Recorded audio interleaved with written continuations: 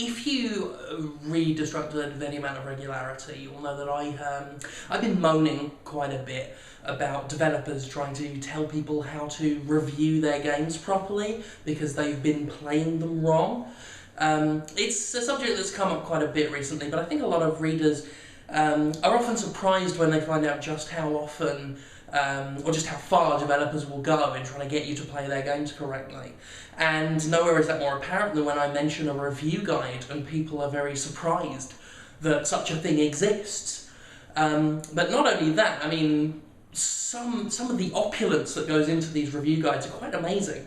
I usually chuck them away, but I've received 2 review guides very recently that are just so extravagant that I could, I find it difficult to part with them. I mean, these things could probably go up on eBay, so I thought I'd show them to you because I thought, you might be interested just to see some of the stuff we get sent, and just how far some developers will go. So the 2 games are Epic Mickey and Splatterhouse. I thought I'd show you the Epic Mickey review guide first.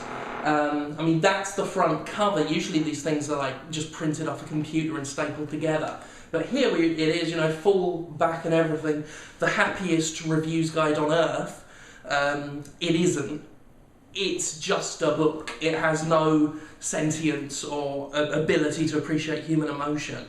But what it is surprisingly well made.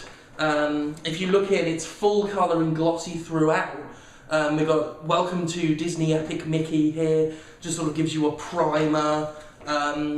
The rest of it, you've got the basics, and it's essentially, a lot of it is the stuff you'll find in the game's manual, only full colour and A4 format. So it's a very sort of well-produced package. So we go all through that. We've got concept art for the enemies, little Oscar the Rabbit, or whatever he calls himself, Norman Lupin, whatever. A detailed list of all the enemies in the game. I mean, it gives you all the information you need, and aside from just the basic facts, you get stuff like this, playstyle matters, and this is where you get all the hype stuff. If I can read a little bit. Combat is the most basic expression of your chosen playstyle. Do you charge in and eliminate enemies quickly and decisively? Do you try to reason with your foes? Do you resort to combat only when escape is impossible? Makes it sound a lot more exciting than the game actually is. But if you've read a review and they use any sentences like that, now you know where they came from. Now, as well as this kind of primer information and these little extra explanations, you get a full walkthrough. This is quite common for review guides. When I say a full walkthrough, it's usually the first couple of levels.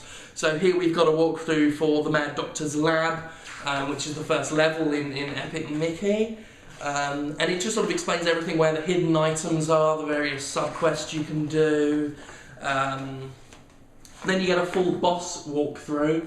And I think this is in case reviewers are struggling and they don't want reviewers to get punished a lot in their games, because if you die a lot, you'll probably be in a bad mood and they don't want that, so they want to try and hold your hand and guide you through the process. I mean, just look at that. Just almost a storyboard for the boss fight. And that's it. I mean, you've got stuff on Warren Spector at the back.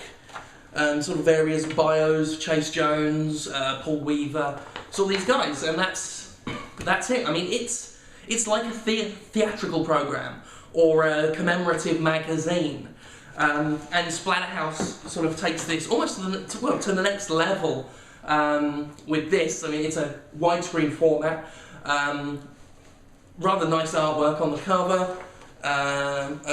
Again, it starts with a kind of hype-riddled explanation of the game, the kind of summary you'd see on the back of the box if the backs of boxes were fucking huge. You've got, and this one, I mean, like I say, they look like commemorative magazines. I mean, this has just a history of Splatterhouse with original old-timey artwork. It has a bio pages for all the characters in the game, gives you the controls, and again all the information you'll find in the in the manual, but explained a lot better and in full colour, glossy, goodness. You've got a sheet on all the weapons in the game, and even a full interview with the producer. Was it Dan Tova? That's it. And yeah, there's another interview with the art director, and that's pretty much it. Oh, they've got a list of events and merchandise if you're into that kind of thing.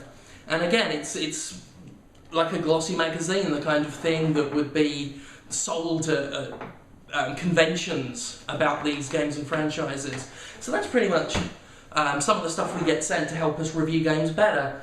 Bear in mind, I don't actually have a problem with them being sent. I understand as a publisher and as a PR person, your job is to get good coverage, however way you want it.